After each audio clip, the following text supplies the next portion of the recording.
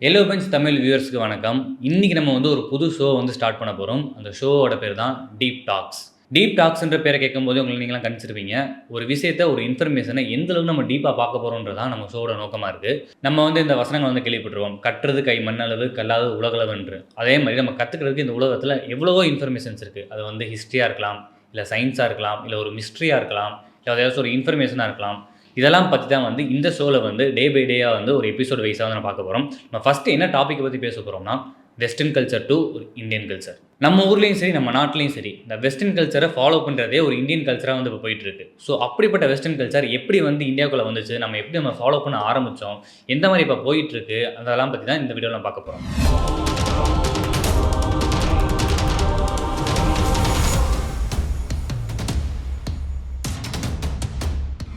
Western கல்ச்சர்னாலே நமக்கு ஞாபகம் வருது நியூ இயர் செலிப்ரேஷன் தான். ஏன்னா இன்னும் கொஞ்ச நாளில் நியூ இயர் வரப்போகுது. 2024லேருந்து 2025க்கு நம்ம அடி எடுத்து வைக்க போகிறோம். ஸோ அதை இந்த உலகம் ஃபுல்லாமே நியூ இயர் செலிப்ரேஷனாக கொண்டாடிட்டு இருப்பாங்க. அப்படிப்பட்ட நியூ இயர் செலிப்ரேஷன் நம்ம உலகம் ஃபுல்லாக வெறும் 500 வருஷம் மட்டும் தான் நம்ம கொண்டாடிட்டு இருக்கோம்னு எத்தனை பேருக்கு உங்களுக்கு தெரியும்? ஆமாங்க, இந்த உலகம் ஃபுல்லாமே வெறும் 500 வருஷமாக தான் நம்ம நியூ இயர் செலிப்ரேட் பண்ணிட்டு இருக்கோம். ஸோ இப்போ அதுக்கு முன்னாடி என்ன நடந்துச்சுன்னு கேட்டிங்கன்னா, அதுக்கும் நான் சொல்கிறேன்.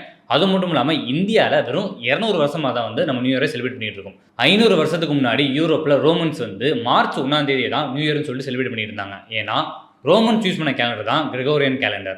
அந்த கேலண்டரில் வெறும் மார்ச்லேருந்து டிசம்பர் வரைக்கும் மட்டும் தான், அதாவது 10 மாதம் மட்டும் தான் அந்த கேலண்டரில் இருந்துச்சு.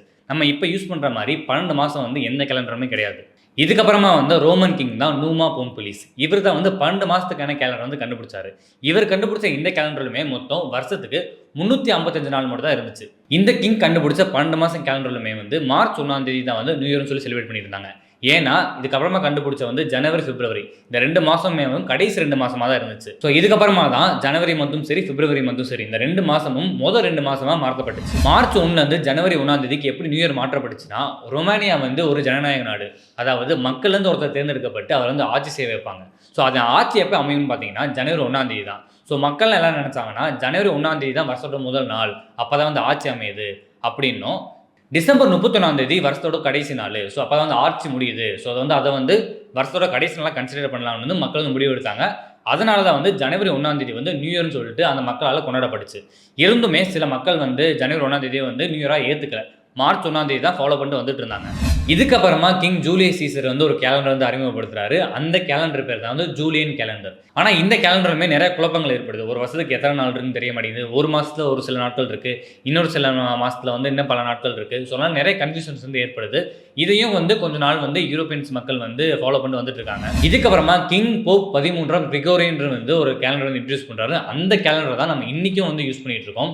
இந்த கேலண்டர்லையுமே 12 மாதம் தான் இருக்குது, ஜனவரிலேருந்து டிசம்பர் வரைக்கும். அது மட்டும் இல்லாமல் இந்த கேலண்டரில் தான் லீப் இயர்ன்ற கான்செப்ட்டும் இன்க்ளூட் பண்ணுறாங்க. இந்த லீப் இயரை பற்றி நம்மளுக்கு ஒரு ஐடியா இருக்கும். ஒரு வருஷத்துக்கு மொத்தம் 365 நாள் தான். ஆனால் இந்த லீப் இயரில் மட்டும் ஒரு வருஷத்துக்கு 364 வரைக்கும் வரும். இதுக்கான காரணம் பூமி சூரியனை சுற்றி வர்றதுக்கு ஒரு வருஷத்துக்கு 365.25 நாட்கள் ஆகும். ஸோ அதனால 4 வருஷத்துக்கு ஒரு வாட்டி மட்டும் 366 நாட்கள்னு சொல்லிட்டு கணக்கெடுக்கப்படுறாங்க. இந்த லீப் இயர் தான் நம்ம இப்பயும் ஃபாலோ பண்ணிட்டு வந்துட்டு இருக்கோம். 1582லேருந்து 1700 வரைக்கும் பல நாடுகள் இந்த கிரிகோரியன் கேலண்டரை ஆஃபீஸியலாக ஏற்றுக்கிட்டாங்க. அது மட்டும் இல்லாமல் ஜனவரி 1ஆம் தேதியை நியூ இயராகவும் சொல்லி ஏற்றுக்கிட்டாங்க. ஸோ அன்னிலிருந்து இன்னைக்கு வரைக்கும் பல நாடுகளில் ஜனவரி 1ஆம் தேதியை ஆங்கில புத்தாண்டாக ஏற்றுக்கிட்டு நிறைய பேர் கொண்டாடிட்டு வந்துட்டு இருக்காங்க.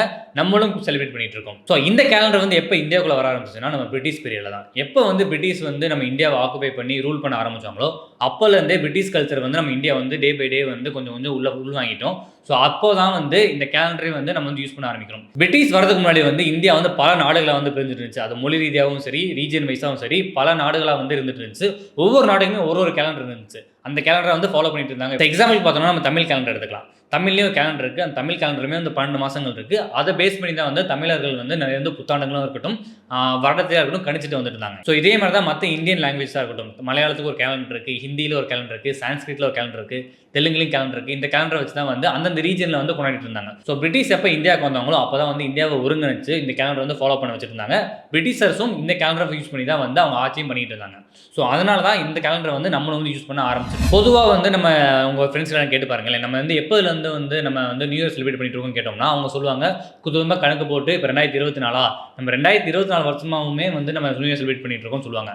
ஆனால் இந்த வீடியோ பார்த்ததுக்கப்புறம் நீங்கள் சொல்லுங்கள், உங்கள் ஃப்ரெண்ட்ஸ் நம்ம 500 வருஷமாக தான் நம்ம நியூ இயர் செலிப்ரேட் பண்ணிட்டு இருக்கோம் அதுக்கு முன்னாடி பல வந்து கன்ஃபியூஷன்ஸ் இருந்துச்சு, நிறைய வந்து குழப்பங்கள் ஏற்பட்டு இருந்துச்சு. இந்த குழப்பங்களுக்குலாம் முடிஞ்சதுக்கப்புறம் தான் வந்து இப்போ வந்து ஒரு ப்ராப்பரான சயின்டிஃபிக்கான ஒரு கரெக்டான கேலண்டரை வந்து யூஸ் பண்ணிட்டு இருக்கோம். நியூ இயரை செலிப்ரேட் பண்ணிட்டு இருக்கோம். ஸோ அப்படிப்பட்ட நியூ இயரை வந்து இந்த உலகத்தில் எந்த நாடு முதல்ல கொண்டாடுதுன்னா ஓசோனியான்ற நாடு தான். அதாவது பசிபிக் பெருங்கடலில் இருக்கிற தீவுகள் கொண்ட நாடு தான் இந்த ஓசோனியா. இங்கே தான் வந்து ஃபர்ஸ்ட் வந்து ஜனவரி 1 வந்து பிறக்குது. ஸோ இதுக்கப்புறமா ஓசோனியாக்கு அப்புறம் வந்து ஜப்பான் நாட்டில் தான் வந்து புத்தாண்டை வந்து ரொம்ப பிரம்மாண்டமாக வந்து செலிப்ரேட் பண்ணுறாங்க. எக்ஸாம்பிள் பார்த்தோம்னா நம்ம டோக்கியோ சிட்டி பார்த்துருப்பீங்க. டோக்கியோ வந்து நிறைய ஹையஸ்ட் பில்டிங்ஸ்லாம் இருக்கும். அந்த டாலஸ்ட் பில்டிங்ஸ் எல்லாமே வந்து வானவெடிக்கை வந்து ஷோ பண்ணுவாங்க. இதை பார்க்கும்போது நம்மளுக்கு வந்து உள்ளத்தில் வந்து ஒரு மகிழ்ச்சி ஏற்படும். அதை பார்க்கும்போது புது வருஷம் பிறந்துருச்சு, ஒரு வந்து புது விடிவுக்கான ஒரு பயணம் ஸ்டார்ட் ஆக போகுது, நம்மளுக்கு வந்து பாதை வந்து புதுசாக கிரியேட் பண்ண போகுதுன்னு நம்மளுக்கு வந்து ஒரு பாசிட்டிவோட வைப்போட வந்து அந்த இயரை வந்து ஸ்டார்ட் பண்ணுவாங்க. இதுக்கப்புறமா சைனாவாக இருக்கட்டும், இதுக்கப்புறமா ஆஸ்திரேலியாவாக இருக்கட்டும், இதுக்கப்புறம் தான் வந்து ஹாங்காங், மலேசியா எல்லாம் தாண்டிக்கப்புறம் நம்ம இந்தியாவுக்கு வருது. இந்தியாவில் வந்து நியூ இயர் வந்து ஒரு மொழி, ரீஜியன், மதத்தெல்லாம் தாண்டி ஒற்றுமையாக கொண்டாடுற ஒரு நாள் தான் வந்து இந்த நியூ இயராக இருக்கணும். ஏன்னா இந்தியா வந்து யூனிட்டி இன் டைவர்சிட்டி, பல ரீஜியன் மக்கள் இருக்காங்க, பல மொழிகள் பேசப்படுது. இதெல்லாம் கடந்து வந்து நியூ இயரை மட்டும் தான் வந்து எல்லாரும் பொதுவாக கொண்டாடுற ஒரு செலிப்ரேஷனாக வந்து நம்ம பார்க்கப்படுது. அந்த நியூ இயர் வந்து முடிஞ்சதுக்கப்புறம் தான் வந்து இதுக்கப்புறம் தான் வந்து மிடில் ஈஸ்ட்டுக்காக இருக்கட்டும், மிடில் ஈஸ்ட்டில் புர்ஜ் கலிஃபா பில்டிங் வந்து இந்த உலகத்தில் ஒரு டாலஸ்டான பில்டிங். இந்த பில்டிங்கில் வந்து நியூ இயர் செலிப்ரேஷனுக்கான வந்து ஒரு ஃபயர் கிராக்கர் ஷோவாக இருக்கட்டும், இல்லை அந்த பில்டிங்லேயே ஒரு ஸ்க்ரீன் பண்ணுறதா இருக்கட்டும், இந்த மாதிரியான விஷயங்கள் நடந்து ஒரு பிரம்மாண்டமாக வந்து அரபு கண்ட்ரீஸாக இருக்கட்டும், இல்லை நிறைய டூரிஸ்ட் வந்து புர்ஜ் கலிஃபா போவாங்க. அங்கே போய் பார்த்துட்டு கீழே இருந்து பார்த்துட்டு ஃபோட்டோ எடுத்து ஸ்டோரி போஸ்ட் பண்ணுவாங்க.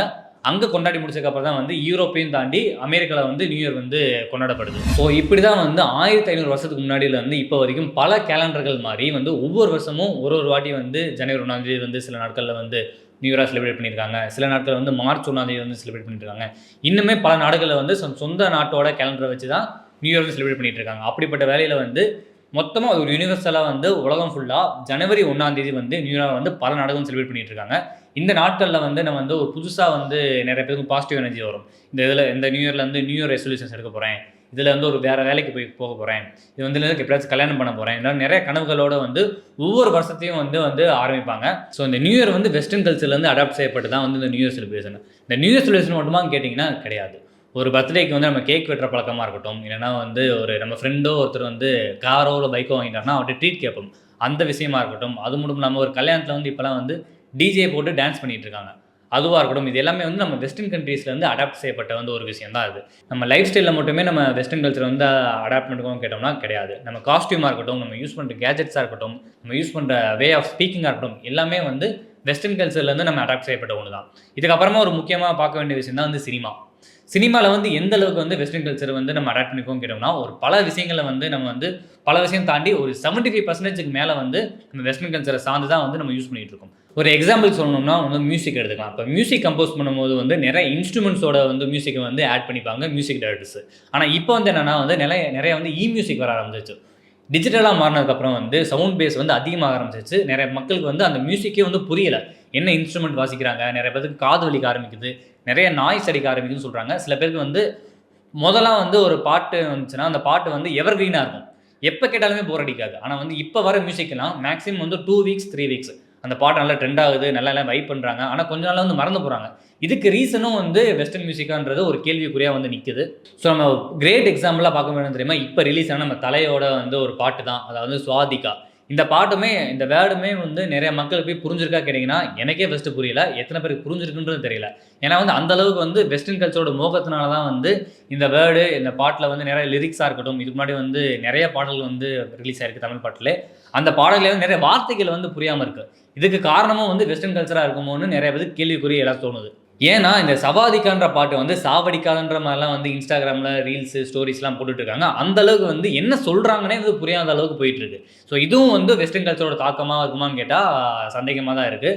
ஸோ மியூசிக்கை தாண்டி சினிமாவில் இருக்கிற ஸ்டோரிஸ் பார்க்கும்போது வந்து முதல்ல வந்து நம்ம கல்ச்சரில் பார்க்கணும்னா ஒரு காதல் கதையாக இருக்கும், அந்த மாதிரி தான் போயிட்டுருக்கும். ஆனால் இப்போ வந்து எல்லாமே இந்த ஆக்ஷன் த்ரில்லரு ஏதாச்சும் ஒரு ஃபேண்டசி மூவியாக பார்க்குறது எல்லாமே வந்து வெஸ்டர்ன் கல்ச்சரோட அடாப்டாக தான் இருக்கும். நம்ம பீரியட் ஃபிலிம்ஸாக எடுத்துக்கிட்டாமே வந்து நம்ம ஊர்லாம் வந்து இந்த ராமாயணம் ஸ்டோரியாக இருக்கட்டும், மகாபாரதம் ஸ்டோரியாக இருக்கட்டும், இந்த மாதிரி தான் போயிட்டுருக்கும். ஆனால் வெஸ்டர்ன் கல்ச்சர்லாம் வந்து இந்த ரோபாட்டிக்ஸை வச்சு இல்லை விண்வெளிக்கு போகிற மாதிரி இந்த மாதிரி ஒரு ஃபேண்டசியான கதைகளை வச்சு படம் எடுத்துகிட்டு இருப்பாங்க. அந்த கல்ச்சருமே இப்போ வந்து ரீசெண்டாக கங்குவா வரைக்குமே வந்துட்டு இருக்கு. இதை வந்து பார்க்க முடியுது. இதை வந்து மக்களுக்காக இந்த வெஸ்டர்ன் கல்ச்சர் உள்ளே கொண்டு வராங்களா, இல்லை இவங்க வெஸ்டர்ன் கல்ச்சர் காமிச்சு மக்களை வந்து மண்டைய கழுவி வந்து உள்ளே பார்க்க வைக்கிறாங்கன்றதே ஒரு கேள்விக்குறியாக தான் இருக்குது. இந்த வெஸ்டர்ன் கல்ச்சர் முகம் எந்த அளவுக்கு சினிமாவில் வந்து பாதிக்குதுன்னா வந்து இப்போ பொதுவாக வந்து நம்ம ஊரில் வந்து ஒரு பையனும் பொண்ணும் வந்து கட்டி பிடிச்சாலே வந்து அது வந்து ஆக்வர்டாக பார்ப்பாங்க.